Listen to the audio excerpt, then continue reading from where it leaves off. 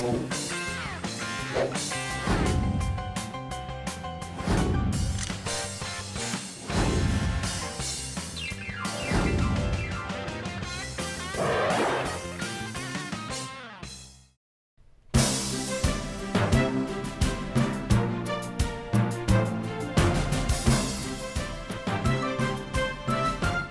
여러분 안녕하십니까? 이정근의 부동산 생활백서 진행을 맡은 고세희입니다.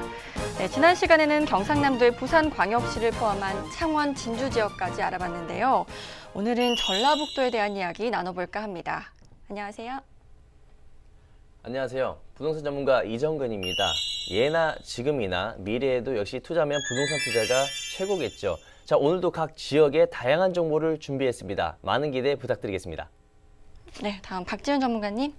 안녕하세요. 네, 안녕하세요. 네, 오늘도 역시나 여러분들을 부동산으로 부자의 길로 안내해드릴 부동산 길라잡이 박지훈입니다. 반갑습니다. 본 방송에서 제공해드리는 정보는 투자 판단의 참고 자료일 뿐이고요. 해당 종목의 가치 또는 상승과 하락을 보장하지 않는다는 점 명심하시기 바랍니다. 네, 지난 1, 2회를 거쳐서 전라남도 그리고 경상남도에 개발 호재가 있는 지역에 대해서 알아봤는데요. 수도권 이외에도 투자 가치가 있는 지역이 정말 많은 것 같습니다.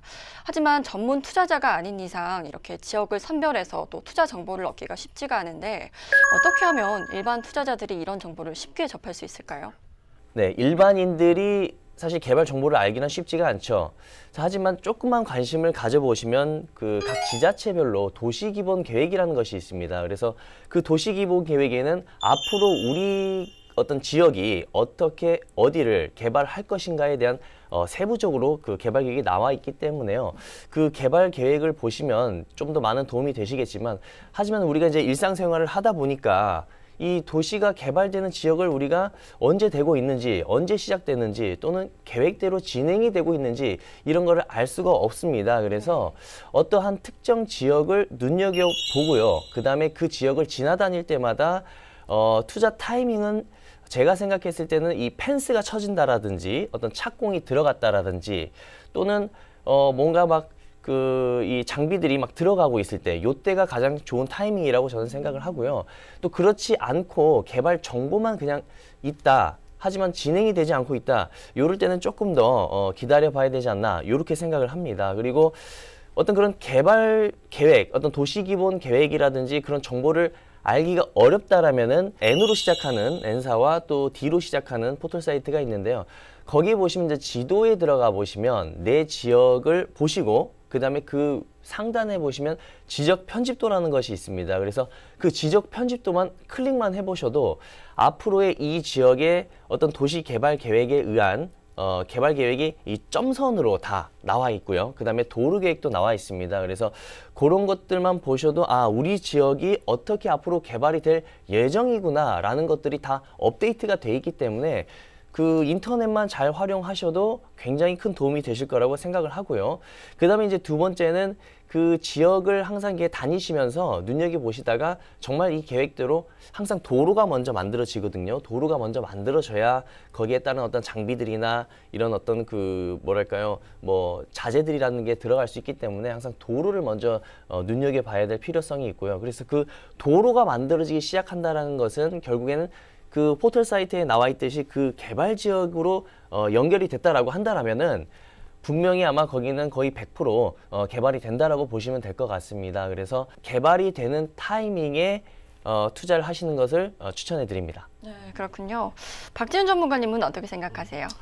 일단 투자를 하려면요, 개인이 직접 투자를 하는 방법과 또 아니면은 전문가를 통해서 투자를 하는 방법을 볼 수가 있겠는데요. 먼저 개인이 직접 투자를 하려면 진짜 정보라는 게 발품을 팔아야 되거든요. 네. 근데 예전에는 막 발로 뛰어다니고 직접 현장 보고 그렇게 해야지 정보를 얻을 수가 있었어요. 네. 근데 요즘은 앞서 이정근 전문가가 말씀드린 것처럼 네네. 인터넷을 통해서 너무 손쉽게 그 정보를 받을 수가 있는데요.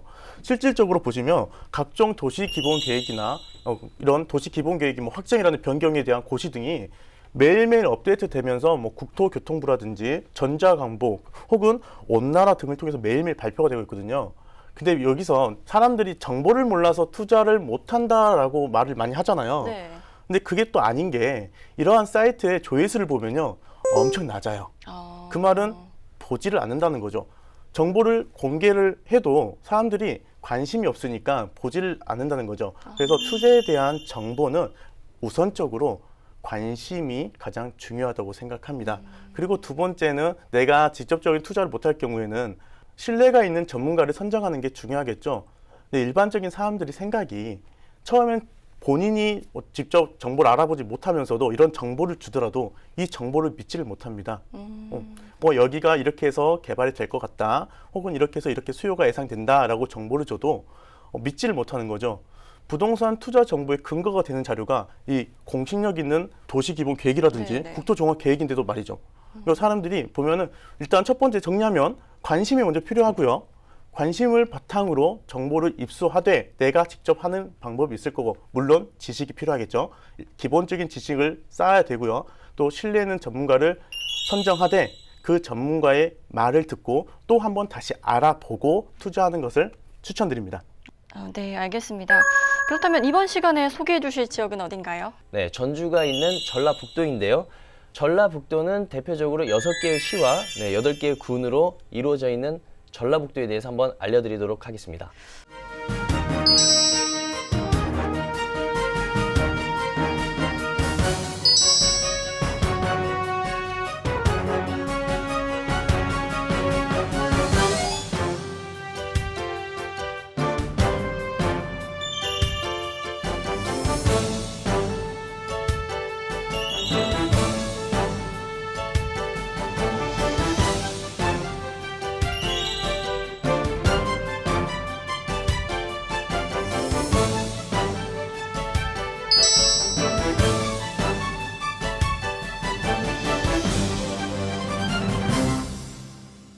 전주는 정말 전라북도의 대표적인 관광지잖아요. 네, 맞습니다. 전주시를 비롯해서 군산시, 또 익산시, 그다음에 정읍시, 남원시, 김제시를 포함하고요. 그다음에 완주군, 진안군, 그다음에 무주군, 장수군, 또 치즈로 유명한 임실군도 있고요. 네. 그다음에 또 고추장으로 유명한 순창군도 순창. 있습니다. 네. 저번에 제가 그 전라도에서 순천을 한번 말씀드린 적이 네네. 있는데 이 순천과 순창은 다른 다르죠. 지역입니다. 그래서 비슷하게 생각하시는 분들이 굉장히 많은데 이 점 착오 없으시길 바라고요. 그다음에 이제 고창군, 그다음에 부안군 해서 총 8개의 군으로 이루어졌다고 보시면 되겠습니다. 전라북도 인구수가 점점 감소하고 있는 것 같은데요. 원인이 뭔가요? 네, 그 원인은 현대 사회의 저출산이라든지 초고령화의 문제로 인한 현상이라고 볼 수 있는데요.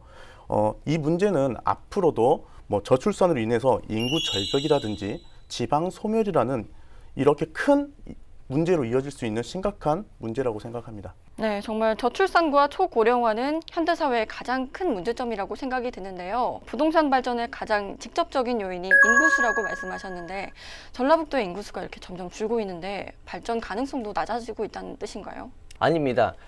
지금 도시로 여러 도시를 봤을 때 인구가 굉장히 많은 지역이 있고 굉장히 작은 지역이 있습니다. 그래서 현재 대한민국 정부에서는 국토 균형 발전을 현재 추진 중에 있고요. 그렇기 네. 때문에 지금 아마 뉴스에서도 많이 보셨을 거예요. 현재 많은 그 공공기관들이 지방으로 많이 이전을 하고 있다는 뜻은 그 지역의 균형 발전을 위해서 인구를 골고루 분포를 하겠다. 또 균형 발전하겠다. 이제 이런 의미로 볼 수가 있겠는데요. 그 인구 절벽과 또 이제 지방 소멸 문제를 해결하기 위해서 그 정책 중에 하나가 인구 집중 유발 정책이라고 볼 수 있겠습니다. 인구 집중 유발 정책이요. 좀 생소한 정책인 것 같은데 설명 좀 들어볼까요? 네, 인구를 집중적으로 유발시키겠다. 뭐 이런 정책이라고 볼 수 있겠는데요. 네. 흔히 우리가 생각했을 때 인구가 집중되려면 또 네. 인구가 늘어나려면 인구를 올 수 있는 어떤 그 명분이 있어야 되잖아요. 네. 자, 그런 것들이 바로 산업단지나 어떤 대학교라든지 또는 공공청사 이전 또는 뭐 신설 역사를 개발한다라든지 뿐만 아니라 어떤 신도시라든지 뭐 이런 것들을 관광지들 포함해서요. 이런 것들을 이제 볼 수 있겠습니다. 좋은 정책인 것 같습니다. 전라북도 각 지역에 대해서도 알아볼까요? 네, 먼저 전라북도 익산시에 대해서 한번 알아보겠습니다. 익산시는 KTX하고 SRT가 정차하는 익산역이 있어서 수도권으로 진입이 가장 좋은 입지의 도시라고 볼 수 있는데요. 인구 또한 그 30만 명으로 전북에서는 전주 다음으로 가장 많은 도시라고 할 수 있습니다. 네. 하지만 이러한 익산도 그 인구가 감소하는 추세를 벗어날 수는 없었는데요. 네네. 실제로 작년 통계 자료에 의하면 인구가 줄어드는 축소 도시 20곳 중에 한 개의 도시로 선정이 되기도 했습니다. 인구가 감소하는 원인을 보자면 역시나 일자리 문제라고 볼 수 있겠습니다. 그렇다고 익산이 일자리가 없느냐 아니면 부족하느냐 그건 또 아니거든요. 왜냐하면 익산역이라는 철도가 있지 않습니까? 네네. 그렇기 때문에 수도권으로도 진입이 용이하고 그러다 보니까 산단이 생겨 있었어요. 그게 언제 생겼냐? 그게 1974년도에 생겼죠. 아마 약 44년 돼 버렸어요. 네네. 그 전까지만 해도 산업단지가 있으니까 일자리가 유발됐고 그로 인해서 인구가 많이 들어와서 좀 인구가 많이 활성화됐었는데 기간을 보면 44년이 지났어요. 그렇게 되면 또 오래됐죠. 네. 말 그대로 기반 시설이 노후화가 진행됐고요. 또 기업 지원 인프라가 부족하다 보니까 기업들이 생산력이 이제 저하가 됩니다. 생산량이 저하가 되면 어떻게 돼요? 돈은 못 벌겠죠? 네. 그렇다 보니까 공장들이 하나 둘씩 그 산업단지를 또 떠나게 됩니다. 또 한 가지 문제로는 그 국가산업단지가 조성될 무렵에 70%가 차지하는 산업이 귀금속이라든지 네. 이제 섬유 산업이었어요. 근데 산업이 많이 바뀌고 있죠. 바뀌다 보니까는 그 섬유 산업이라든지 귀금속 산업이 침체기를 맞고 있어요. 그러다 보니까 또 공장도 마찬가지로 하나 둘씩 떠나다 보니까 기업이 떠나니까 거기서 일하고 있는 근로자 또한 같이 도시를 떠나는 그런 인구 유출 현상이 벌어지게 된 겁니다. 이런 인구 유출을 막기 위해서 어떤 노력을 하고 있나요? 익산 같은 경우는 이제 이러한 문제를 해결하기 위해서 국토교통부가 산업통상자원부가 이제 협업을 해가지고요. 익산 국가산업단지에 또 호텔과 컨벤션, 지식산업센터에 이어 도심 녹지 공간을 추가 조성하면서 도시형 첨단 산업단지로 현재 개발 추진하고 있습니다. 뿐만 아니라 익산시는 국가산업단지 경쟁력 강화를 위해서 2030년까지 총 사업비 4천여 원 이상을 투입을 해가지고요. 귀금속 1, 2단지를 포함한 4개의 지구 단위로 나눠가지고 작년 10월부터 시행에 들어갔습니다. 네, 지속적인 개발이 이루어지고 있는 것 같은데요. 그렇다면 투자자분들이 눈여겨볼 만한 투자 정보가 있을까요? 인구 집중 유발 정책을 잘 살펴봐야 되는데요. 그중에 지금 익산 국가산업단지가 산업단지로서 일자리 맞지 않습니까? 네네. 그럼 일자리로 인해서 사람들이 또 몰리게 되는 거죠. 이렇듯 과거에는 너무 노후화된 시설들로 인해서 기업들이 떠나고 그와 덩달아 인구도 떠나지 않습니까? 네. 근데 이렇게 환경이 개선되고 새로운 사업이 들어오면서 또 뭐 어떻게 되겠어요? 일자리가 생기니까 또 그에 따른 인구가 들어오지 않겠습니까? 네. 그로 인해서 투자 정보를 드리자면 공장이 들어오면 일자리가 들어옵니다. 그러면 인구도 같이 들어오겠죠? 그럼 인구가 모이게 되겠죠? 네네. 그럼 그 주변, 즉 익산 국가산업단지 일대, 즉 영등동 일대를 눈여겨보면 좋을 것 같습니다. 그리고 네. 추가적으로 그 익산 국가산업단지 오른쪽 측면이죠. 지도상으로 오른쪽 측면에 보면은 네. 현재 188개의 업체가 입주해 있고요. 100만 평이면 어마어마한 네. 규모거든요. 그 100만 평에 달하는 제2 일반 산업단지가 있어요. 그 주변에 그 뒤에 있는 배후 도시로서 어영동이라든지 영등동 일대 혹은 부송동 일대에 이런 수익형 부동산에 관심을 갖고 투자해 보는 것도 바람직할 것 같습니다. 네, 그 외에 익산의 다른 투자 포인트에 대해서도 한번 알아볼까요?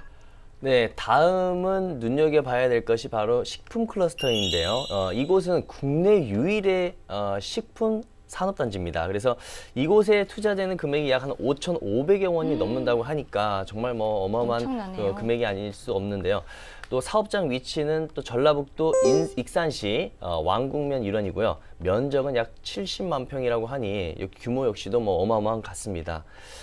그리고 2020년까지 기업 입주를 마치고 또 매출 15조 원, 또 수출 3조 원의 경제 효과와 함께 2만 2천여 명의 고용 효과를 현재 기대하고 있고요. 또 지난해 말까지 50개의 기업이 이미 분양을 했습니다. 네. 50개의 기업이 이미 분양을 했고 또 16개의 기업이 착공에 현재 들어간 상태고요. 네. 그렇기 때문에 지금 여기 같은 경우는 굉장히 많은 어떤 인구가 집중 유발될 수 있다라고 볼 수가 있고 뿐만 아니라 지금 현재 가동되는 곳만 하더라도 9곳이 넘는 기업들이 가동 중에 있기 때문에 네. 굉장히 전망이 밝을 것으로 기대가 됩니다. 네, 규모가 정말 어마어마한데요. 조금 더 자세하게 들어볼까요? 익산 국가식품 클러스터는요, 조금 다른 산업단지입니다. 뭐 단지 내에 커다란 공원도 있고요. 체육시설도 있고 그다음에 교육시설도 있고요. 연구원이라든지 직장인들을 위한 주거시설도 계획이 되어 있다고 하는데요. 그뿐 아니라 식품 산업에 특허받은 문화행사라든지 관광행사가 개최된다고 하고요. 그러면서 비즈니스, 사람, 문화가 한데 어우러질 수 있는 그런 단지를 기대해 볼 수 있을 것 같습니다. 기대 효과로는 2020년도까지 기업 150개와 10개의 민간 연구소 그리고 기업 지원 시설 6개 구축을 목표로 하기 때문에 약 22,000명의 고용 창출 효과를 낼 것으로 기대됩니다. 여기서 22,000명의 일자리지 않습니까? 네. 22,000명이면은 약 4만여 명 정도가 인구가 들어온다는 거거든요. 자, 부동산에 투자를 하게 되려면 인구가 많이 모여야 되지 않겠습니까? 네. 그렇게 되면 또 배후 지역이 개발이 돼야 되는데 식품 산업 클러스터에는요 서쪽에 배후 지역이 조성이 될 예정입니다. 이쪽에는 뭐 비즈니스 파크라든지 주거단지, 뭐 체험과 같은 등과 같은 36만 평의 개발이 이루어지는데요. 식품 종사자가 살기 좋은 도시로 만들다 보니까 단지 내에 주택 부지라든지 혹은 상가 부지에 관심을 두면 좋을 것 같고요. 개인적으로는 이 단지 내 부지 투자보다는 좀 거리는 있지만 도로가 연결 잘 돼 있어서 부송동이라고 신주거지가 있어요. 네네. 그쪽에 오피스텔이라든지 뭐 수익형 부동산에 투자할 것을 좀 추천해 드립니다. 네, 말씀 듣다 보면 익산은 앞으로 발전할 일만 남은 것 같은데요. 또 익산에서도 조금 눈여겨봐야 될 것이 바로 복합 환승센터인데요.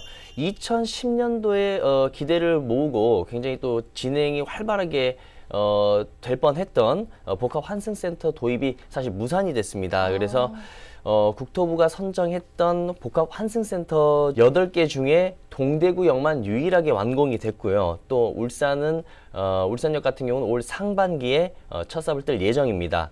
나머지 5곳 중 광주 송정역을 제외한 4곳은 죄다 무산이 되었고요.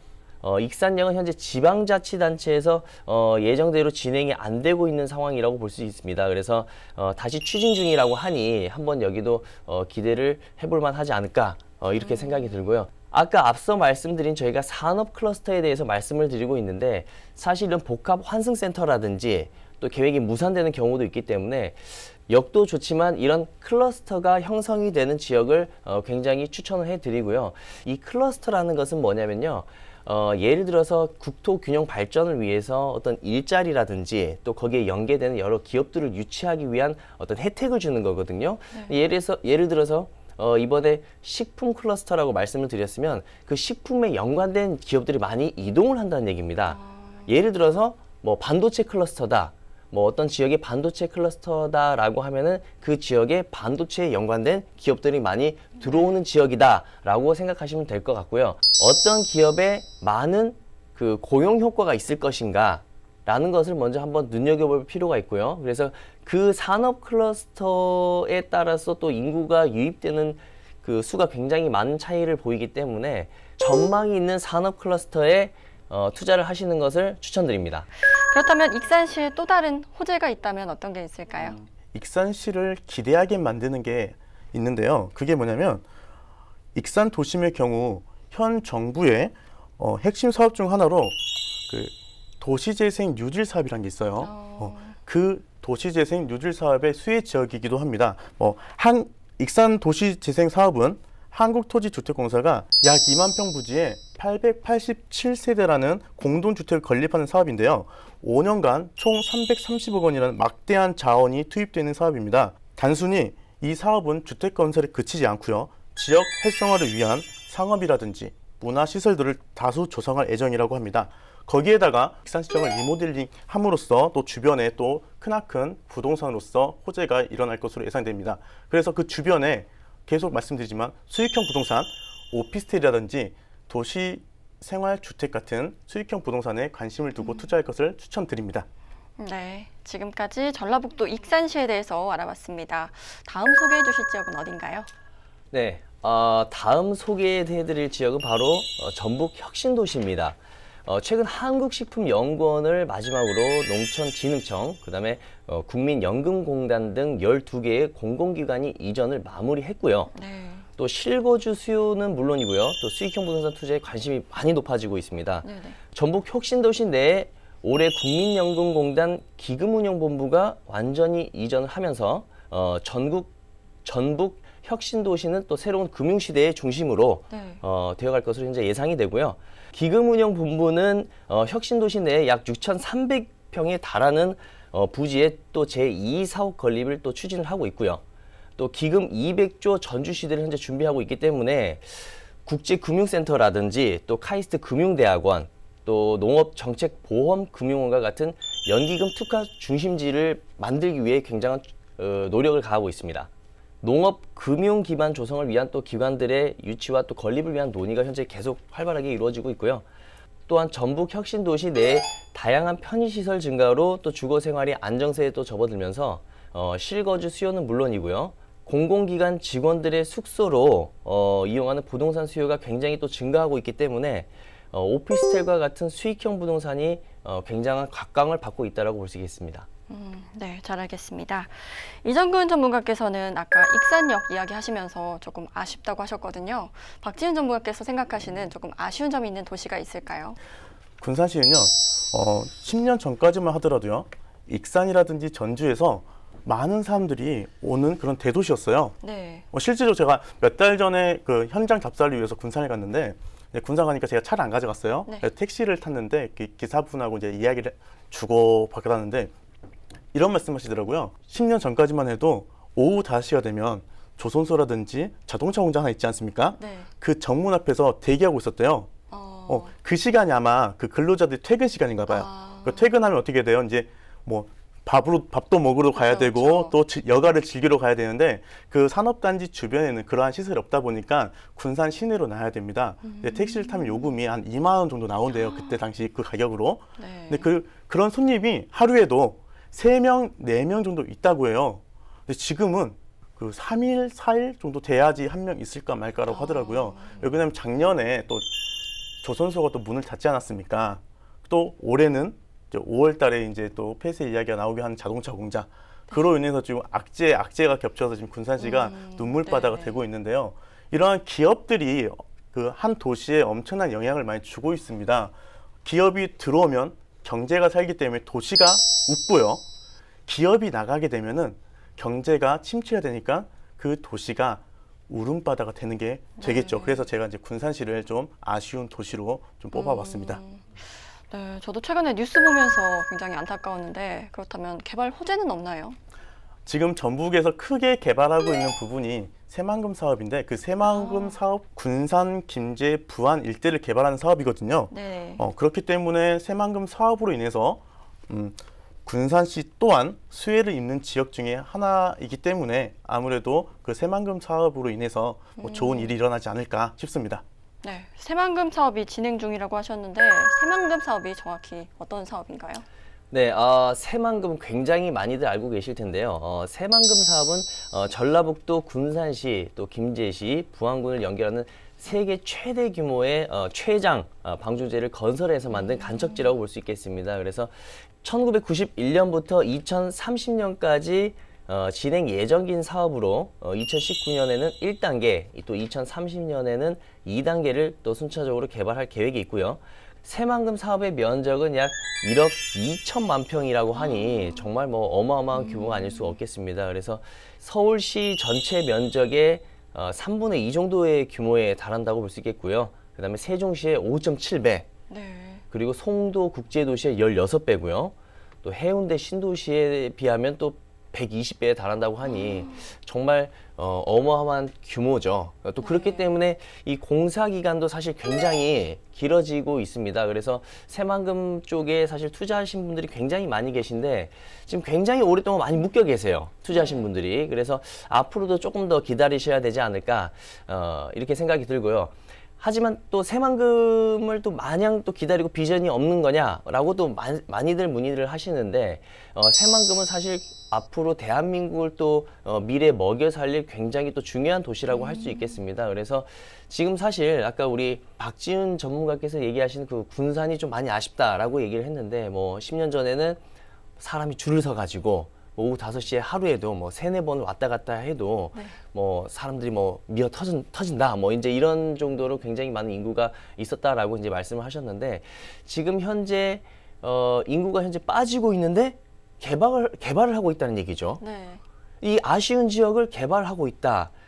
그럼 여기가 앞으로 비전이 있다라는 얘기인데, 그렇죠. 즉 다시 말해서 지금 현재 상태로 봤을 때 대한민국 전국 어디가 다 마찬가지입니다. 네. 뭐 거제도도 마찬가지고 이런 조선업이라든지 철강 산업이라든지 굉장히 어떤 그 인근 국가 뭐 중국이라든지 다른 나라에서 기술 격차를 좁히면서 저희의 시장이 사실 뺏기고 있는 게 현재 실정이고요. 그렇기 때문에 지금 현재는 조금 지역별로 아쉬운 부분이 있을 수 있지만 앞으로는 이 지역을 또 새로운 신산업을 통해서 어떤 수출에 대한 어떤 거점지로서 굉장히 또 큰 경제 자유구역을 형성을 하기 때문에 오히려 지금 조금 울고 계시는 분들, 네. 조금 아쉬워하시는 분들, 좀 속상해하시는 분들 많으시겠지만 또 특히 이런 프로젝트가 국가 프로젝트가 진행이 되는 이런 새만금 사업 같은 경우는 장기적으로 봤을 때 굉장한 큰 호재라고 볼 수 있겠습니다. 네.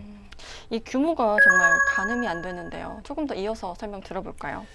네, 새만금 사업은 뭐 어마어마한 자금이 투입이 되죠. 22조가 투입이 된다고 하는데요.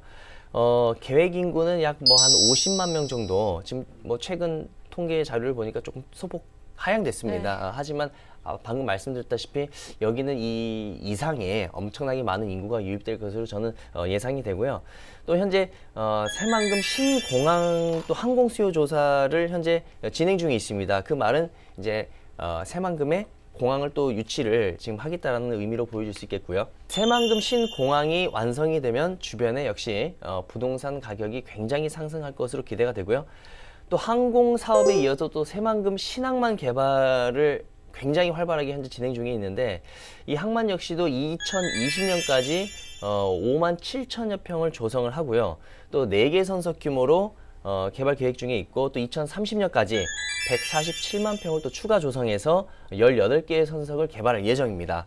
신항만은 그 나중에 설명드리겠지만 경기도에 있는 그 평택항을 비롯해서 환황해권의 중심지로 도약시키기 위한 프로젝트라고 볼 수 있겠고요. 네. 또 신설 교통망으로 보면 또 새만금 동서도로가 2020년에 완공 예정이고 또 남북도로는 올 하반기에 착공이 들어가서 2023년까지 완공 예정이라고 하니 또 이건 역시도 저희가 눈여겨볼 필요가 있다라고 보여집니다. 또한 전북 혁신도시와 연결되는 새만금 또 전주 고속도로가 실시 설계가 이미 완료가 됐고요. 또 2023년에 완공 예정인 전주 익산 또 완주와 연계가 굉장히 수월해질 것으로 보여집니다. 네, 정말 기대가 되는데요. 박지훈 전문가님은 새만금 사업에 대해서 어떻게 생각하세요? 네, 전라북도에서 유일하게 한 군데만 투자를 하라고 한다면 저는 이 새만금 사업에 투자를 할 건데요. 지금 최근에 2023년도에 세계 잼버리 대회 개최가 확정이 되면서 신공항 사업의 탄력을 또 받고 있고요. 네. 새만금 개발공사가 설립으로 인해서 그동안에 지금 사업 기간이 길지 않았습니까? 네네. 길었는데 그 이유가 민간 투자에 의해서 매립이 진행되다 보니까 이 진행 속도가 많이 늦었어요. 네. 올해부터는 새만금 개발공사가 설립이 됨으로써 정부가 직접 매립을 하고 조성할 계획이라고 합니다. 그러다 보니까 탄력을 받아서 아마 새만금 사업이 최초 계획보다는 좀 더 빠른 시일 내에 완공이 되지 않을까 생각도 해보고요. 이런 새만금 사업이 지금까지 새만금 개발공사가 설립되기 전에는 워밍업이었다면 네. 비행기가 날아가기 전에 그 활주로를 달려가는 것이었다면 네. 지금은 이런 공공기관으로 인해서 이제 뜨기 시작하는 단계라고 볼 수 있기 때문에 새만금 사업이 한참 이루어지고 이 새만금 사업으로 수혜를 볼 배후 지역에 투자하기를 저는 적극 추천드리겠습니다. 네. 그렇다면 이정무 전문가님, 이 새만금 배후 지역에 투자를 한다면 어느 지역을 좀 관심 있게 봐야 될까요? 새만금 배후 지역을 투자를 하신다라면은 눈여겨봐야 할 지역이 세 군데가 있습니다. 먼저 부안에 소재하고 있는 창북리, 또 당산리, 증상리 일대를 관심 있게 보셔야 될 필요성이 있고요. 또 이 지역의 경우에는 그 새만금 남북 삼축도로에 직접 연결되고 있고요. 또 동서 삼축도로와 교차하는 지역입니다. 그래서 새만금뿐 아니라 부안 군청과도 접근성이 좋기 때문에 신도시를 세울 수 있는 굉장히 어떤 좋은 입지 여건을 갖추고 있다라고 보시면 될 것 같고요. 그 다음에 부안의 또 동진면, 또 봉화리, 또 내길인데요. 이 지역은 개화리로 연결되는 새만금 사업 지원도로가 예정 중이기 때문에 교통이 더없이 좋다고 할 수 있겠죠. 이곳 역시 개발 촉진 지구에 포함이 되면서 고마제를 포함한 주변 환경이 참 좋습니다. 그래서 고급형 주거 도시로도 굉장히 어떤 손색이 없는 입지를 보이고 있습니다. 네, 잘 들었습니다. 그 외에도 또 전라북도에 또 추천해 주실 만한 지역이 있나요? 마지막으로 부안읍인데요. 기존 생활 편의시설이 잘 갖춰져 있기 때문에 새만금 개발 초기에 인구 유입이 가장 수월할 것으로 예상되는 것이 바로 이 부안읍입니다. 그래서 거기에 이제 선은리를 중심으로 개발 촉진지구로 지정이 돼 있고요. 역시나 도시계획상 도로 보상이 지금 현재 마무리가 되고 있기 때문에 앞으로 신시가지 조성이 예상이 되고 있습니다. 네, 오늘 전라북도의 개발 호재에 대해서 알아봤는데요. 투자자 여러분들께 많은 도움이 됐길 바랍니다. 본 방송에서 제공해드리는 정보는 투자 판단의 참고 자료일 뿐이고요. 해당 종목의 가치 또는 상승과 하락을 보장하지 않는다는 점 꼭 명심해 두시기 바랍니다.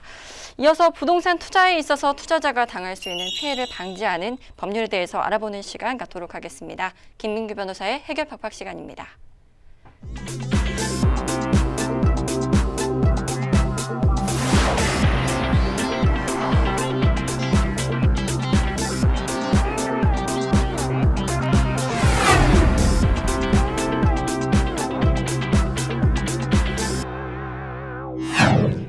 우리가 투자를 하다 보면 법이나 규제에 대해서 잘 몰라서 피해를 보는 경우가 종종 있는데요.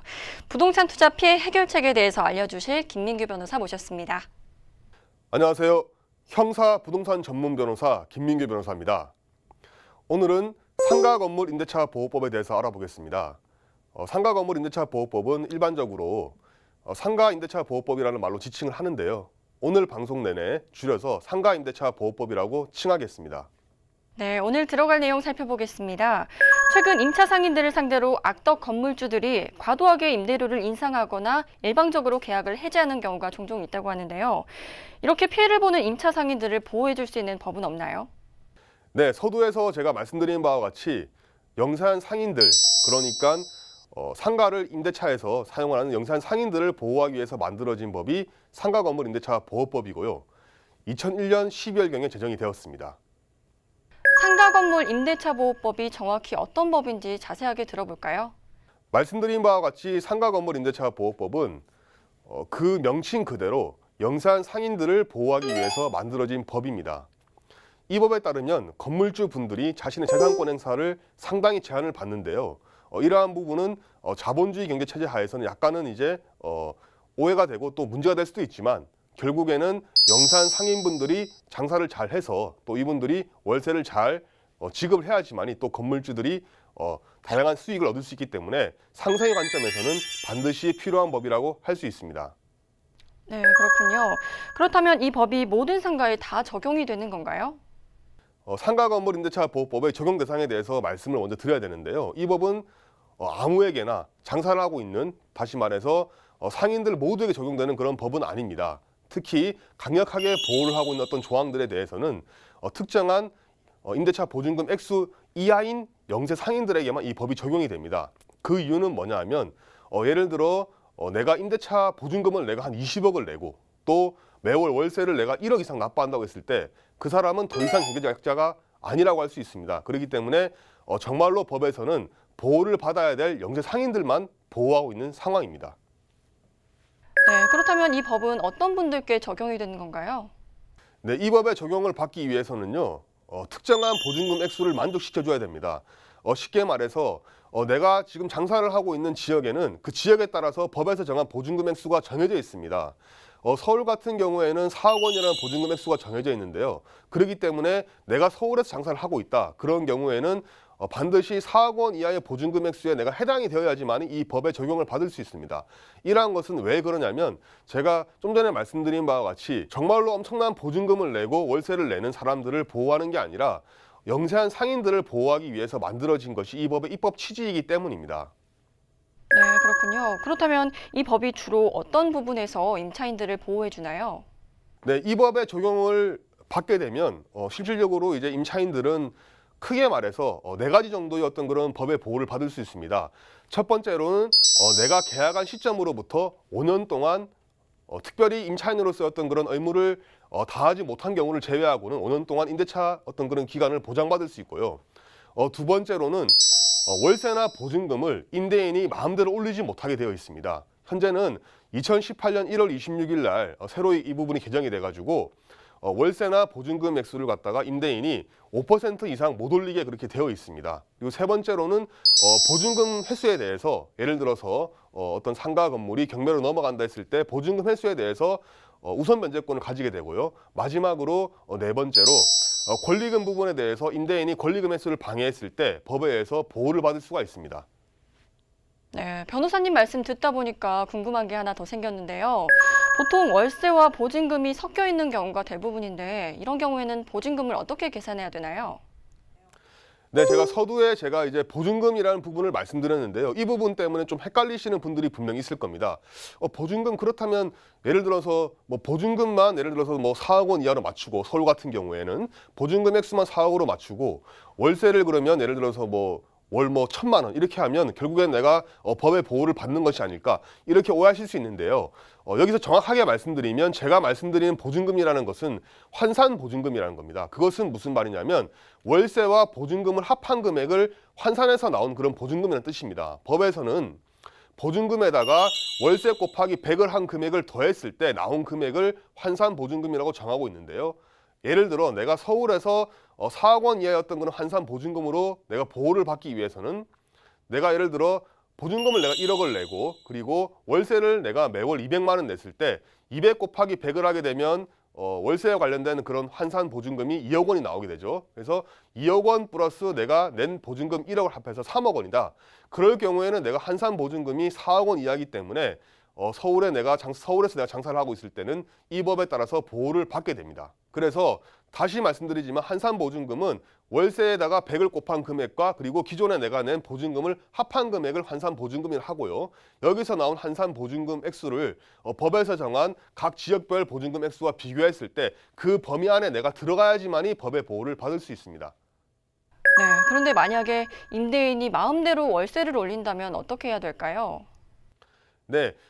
임대인 같은 경우에는 월세를 올릴 수 있겠죠. 이것은 기본적으로 자본주의 시장 경제 체제하에서 임대인의 자유입니다. 내 재산권을 내가 행사함에 있어서 내가 월세를 100만 원을 받다가 조금 내가 경제적 사정이 어렵거나 아니면 내가 더 돈을 받아야 될 이유가 생겼을 때 150만 원, 120만 원 올리는 것은 임대인의 자유입니다. 하지만 이 환산 보증금으로 정한 이 액수를 만족하는 그런 임차인들에게는 법에서 정한 일정 비율 이상으로 그 보증금이나 월세를 못 올리게 되어 있습니다. 법에서는 현재 5% 이상 월세나 보증금을 못 올리게 정하고 있습니다. 그렇기 때문에 이 상가임대차 보호법을 적용을 받는 상가들 같은 경우에는 임차인이 부당하게 임대인이 예를 들어서 한 10%, 20% 보증금이나 월세를 올렸다고 했을 때는 법의 어떤 그런 근거를 들어서 그 부분을 낮추어 달라고 충분히 이렇게 법적인 어떤 그런 근거를 대서 항변할 수 있는 어떤 그런 기회가 생기는 것입니다. 네, 잘 들었습니다. 그렇다면 임차인은 임대인의 허락 없이 몇 년 동안 장사를 할 수 있나요? 이 법의 적용을 받는 사람들이 받을 수 있는 혜택을 제가 크게 네 가지로 제가 말씀을 드렸는데요.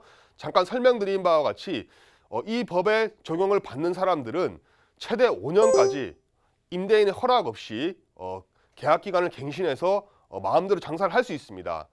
여기서 알아둬야 될 것은 뭐냐 하면 이 5년의 그 계약 기간은 뭐냐 하면 갱신 기간은 환산 보증금에 포함되는 사람도 적용을 받고 환산 보증금에 포함이 안 된 사람도 5년 동안은 장사를 할 수 있다는 겁니다. 예를 들어 내가 2년의 계약 기간을 내가 계약 체결을 해가지고 장사를 하고 있었어요. 장사가 너무 잘 됐기 때문에 계속 장사를 하고 싶은데 이런 경우에는 임대차 계약이 종료되기 6개월 전부터 1개월 전까지 기간을 정해서 내가 임대인에게 계약 갱신의 의사를 표시를 하게 되면 그 전과 같은 조건으로 계약 기간이 갱신이 됩니다. 그렇기 때문에 이러한 어떤 그런 방법을 통해서 내가 계약을 체결한 최초의 시점부터 최대 5년까지는 장사를 할 수 있는 그 기간을 보장받을 수 있습니다. 네, 그렇군요. 그런데 만약에 임차인이 계약 갱신을 요구한다면 임대인은 무조건 5년의 기간 동안 연장해 줄 수밖에 없는 건가요? 네.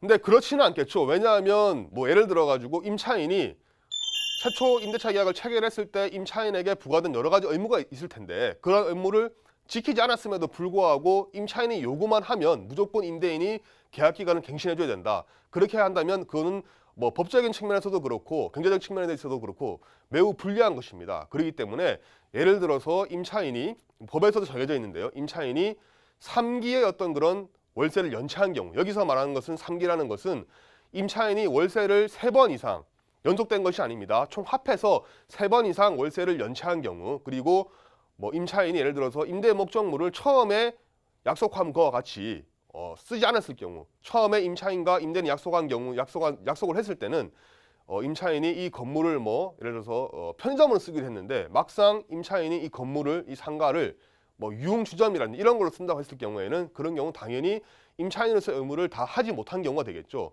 그럴 경우에는 임대인도 즉시 계약을 해지할 수 있고 또 계약 갱신하더라도 그 계약 갱신에 대해서 거절을 할 수 있습니다. 네, 잘 들었습니다.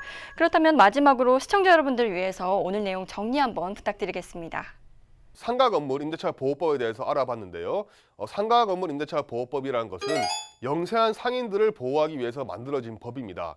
여기서 말하는 영세한 상인이라는 것은 법에서 정한 바와 같이 특정 지역, 예를 들어서 서울 같은 경우에는 4억 원이라는 어떤 그런 특정한 그 한산 보증금 액수를 만족시켰을 때 보호를 받는 것이고요. 그리고 상가 건물 임대차 보호법의 적용을 받아서 보호를 받게 된다면 크게 4가지, 제가 말씀드린 바와 같이 임대차 기간을 5년 동안은 연장할 수 있고, 임대인의 어떤 그런 허락이 없어도 자신이 임차인으로서 어떤 그런 의무만 다했을 경우에는 5년 동안 연장할 수 있고, 그리고 임대인의 경우에는 마음대로 자기가 보증금이나 월세를 마음대로 못 올리게 되고요. 그리고 우선 변제권이라고 해서 내가 그 보증금으로 낸 어떤 그런 금액을 상가가 뭐 경매나 이런 걸 넘어갔을 때 내가 우선적으로 내가 변제받을 수 있는 그런 권리가 있고요. 그리고 마지막으로 임대인이 나의 어떤 그런 권리금 횟수를 기회를 방해했을 경우에 임대인한테 권리금 횟수 방해에 대한 책임을 물어서 그 손해배상을 청구할 수 있다는 점, 이 점에 대해서 설명을 드렸습니다. 네, 상가 건물 임대차 보호법에 대해서 잘 알아봤습니다. 주의할 점 반드시 숙지하신 후에 피해보시는 일 없었으면 좋겠습니다. 본 방송에서 제공해드리는 정보는 투자 판단의 참고 자료일 뿐이고요. 해당 종목의 가치 또는 상승과 하락을 보장하지 않는다는 점 명심하시기 바랍니다. 오늘 전라북도의 다양한 지역들 개발 호재들에 대해서 알아봤는데요. 방송 보시는 시청자분들을 위해서 조언 한 말씀 부탁드릴게요. 네, 부동산 투자 별거 없습니다. 이 개발 호재를 알고 거기에 유입되는 인구를 보고 또 거기에 투자를 하는 게 부동산에 성공할 수 있는 지름길이라고 보시면 되겠고요. 그래서 발품을 현지 가셔서 발품을 좀 파시고 조금만 공부를 하신다면 절대 부동산에서 실패하지 않을 거라고 확신합니다. 감사합니다. 네, 이어서 박지훈 전문가님. 네, 같은 내용인데요. 투자처를 선정할 때 철저하게 지역을 분석하고 그 가치를 알고 투자하는 것과 아무런 지식도 없이 그냥 마냥 사람들이 몰린다는 이유 하나만으로 투자를 하는 것은요, 그 결과에서 분명하게 차이가 납니다. 이것만은 꼭 기억하시고 투자해 주시길 바라겠습니다. 감사합니다. 네. 지필지기면 백전백승이라고 합니다. 무엇을 하든지 사전에 정보를 알고 충분한 준비를 하는 것이 중요하겠죠. 그런 의미에서 저희 오늘 방송이 여러분들께 많은 도움이 됐길 바랍니다. 저는 다음 이 시간에 인사드리겠습니다. 시청해주신 여러분 고맙습니다.